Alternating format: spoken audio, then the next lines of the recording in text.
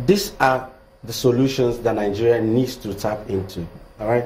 You did mention about investment into long distribution lines. If I were in the government today, I'll halt that decision straight away. Why? Because it doesn't just make sense. It's not fashionable anymore. There are a lot of issues. Transmission? Long transmission lines, all right? I'm taking power all the way from Egbe down to Shagamu, all right? It doesn't make no sense. Why? Because there are a lot of technical losses along the line.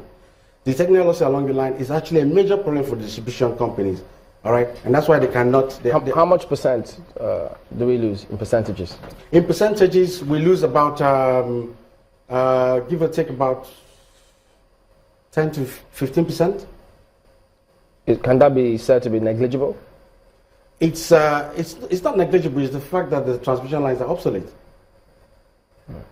But if you then go ahead and say government should halt it, are you going to overlook the enabling laws? Because at the moment, that's what they have to comply with. Well, the government has to play their own part, all right? But divestiture from the transmission line investment should stop with immediate effect. There are other ways to look at things. I mean, you might have to rejiggle the saw, all right? And probably, look at other ways. There are better ways to actually get power to the whole country. The faster way and the quick wins will be enabling policies that will encourage private investors to invest in power solutions such as microgrids, all right, where you have interconnected loads, sources of power feeding an area, feeding the load demand, all right? And I'm going to get it. Those kind of policies, so for example, we have an area, this is low demand, a captive estate, we generate power for them, and it feeds it. You move on, the losses are contained in that area, all right? And these pockets of power generations is what Nigeria needs to get in place for the short-term strategy. Are the discos strategy right now, aren't we? Are the discos going the wrong way when they insist that increase in tariff is the way to go? No, I mean, I think absolutely the vice president is a champion of this, all right? He's mentioned, I mean, in the last report I read, I think it was in January, there has to be an increase in tariff. The tariff has to go up. But then how do you justify the tariff going up if a common man doesn't see light? All right, it's not justifiable, so it can't be done. It doesn't make absolute sense. What am I paying for? I'm paying heavily for what I don't get. That is not right, absolutely not right. But for Nigerians to enjoy power, the salaries and the tariff will have to go up. But the discos will have to do something quickly and fast enough to distribute light to the consumers, all right? The discos are in a quagmire themselves. They can't sell. They don't have the power to sell. They sit in the offices. The time they're supposed to recoup their investment, there's nothing to sell. So then and when you say nothing to sell, yeah, does that mean that they are distribution companies? Yeah. So if nothing is generated to them, they can't sell. They can't sell. They can't sell. So is the root cause with the Gencos? The real cause is, I mean, the Genco is the beginning of the value chain, isn't it? Yeah. All right. And if the Gencos, like we know, there's been last month, the country had about 5 in a week. There was 5 total collapse of power supply in the country, meaning 0 generation in the country. All right. If that happens, what is there for the discos to sell? Averagely, on Wednesday, according to the national NESI, that's National Energy Supply Industry statistics, on Wednesday, it was the amount of energy wheeled out was an abysmal 3,154 megawatt hour. All right, that is nothing. That is nothing. So how do we proceed? You heard what the Senate President said. There's lots of misplaced priority in the privatization process. Yes. About 4 billion was spent on salaries and pensions. Of course.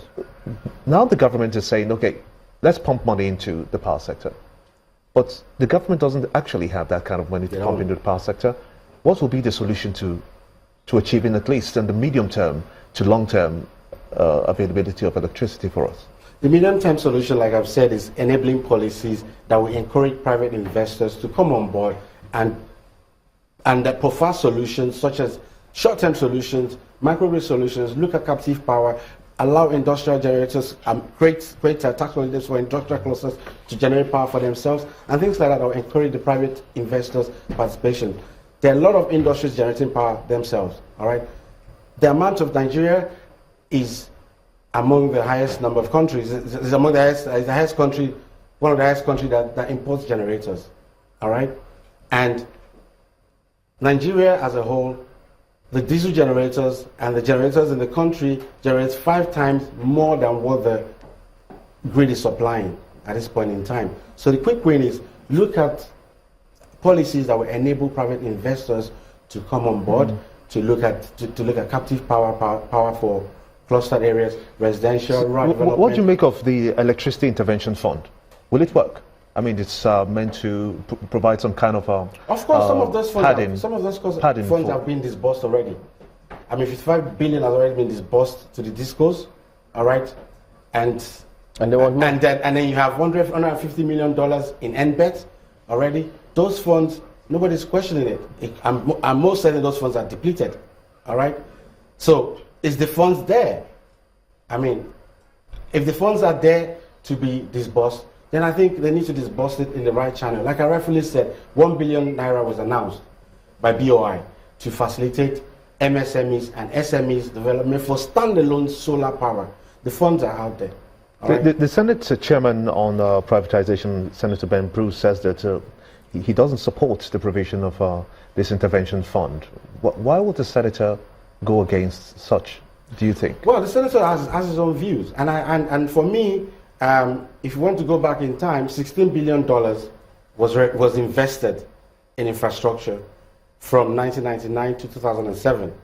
All right, that money ended up in people's pockets.